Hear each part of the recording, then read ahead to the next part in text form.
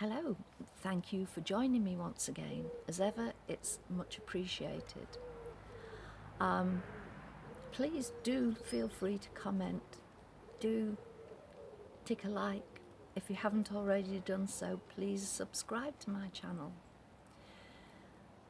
It's another one of my sort of informative days, and I just go with the flow of what I fancy talking about. So things change from day to day, and today's topic is senses. And we're taught that we have 5 senses. We have the sense of touch, the sense of vision, the sense of hearing, the sense of smell and taste. Those last two are quite closely linked. You'll know if you've got a cold that you can't smell the food that you're going to eat, but also you struggle to taste it, so you're just eating to stop that feeling of hunger.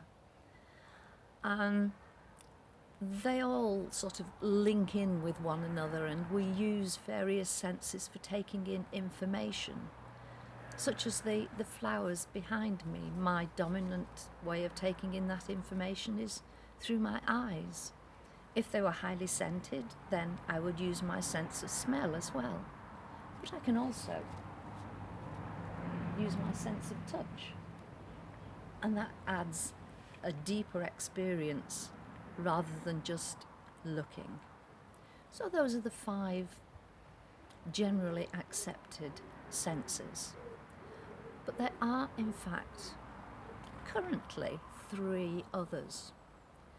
And the first of these is what we call proprioception. Now, I was aware of this when I was teaching because it was part of my assessment for children with difficulties. And it's basically knowing where your body parts are. For most of us, that sounds, yeah, of course I do. But it's not necessarily the case. Quick and easy test is, you know where your finger is on your hand, you know where your nose is on your face. If you close your eyes, no problem. But if you have a problem with proprioception, then that isn't easy. Close your eyes and you have to zero in on your nose. It reminds me of my son when he was sitting in his high chair as a littlie and eating Marmite toast soldiers. When I told him of this not very long ago, he said, "Ugh, did I used to eat Marmite?" Yes, he did. And he used to get it plastered all over his face because his proprioception wasn't fully developed at that age. So he would sort of land somewhere and then track round to his mouth. So he had a field map of Marmite over his face by the end of the munching session. So that's proprioception. The next one is vestibular processing. And this largely involves the inner ear. And we have things called the semicircular canals in there, which are fluid filled at 90 degrees to each other, and they tell us where our body is vertically, laterally, sitting, standing, lying down, rather than actual body parts. It's the whole body. And if you've ever suffered from vertigo, you know what it's like if that's out of kilter. With vertigo, we have little crystals in those semicircular canals, and they touch the tiny hairs in there, and they trigger the sense to say that we're lying down when we're not, or we're standing when we're not. And if you turn over, whoa, the world spins and spins. I used to say it was as if somebody was flicking the pages of a book quickly, quickly, quickly. And you have to keep really still, and then it would settle. But when you move again, it's triggered once more.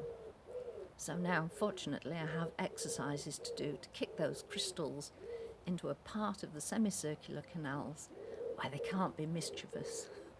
Whew, ever so grateful for that. And the last one that I hadn't heard of until very recently is interoception. I hope that's a correct pronunciation. And that's to do with the physiological aspects of our body. Basically, our body telling us when we're hungry, when we're thirsty. And sometimes those two can be confused.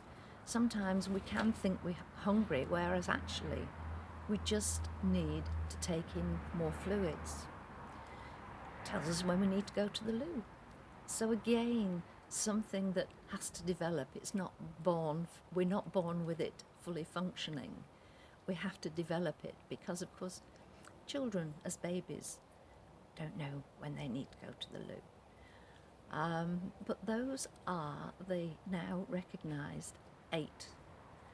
And it's common sense. Maybe that's another sense that will be becoming number 9 in the years to come. Who knows?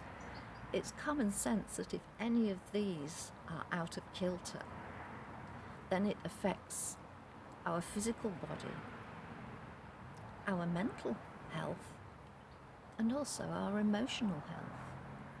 So our senses are a very important part of us as individual functioning human beings.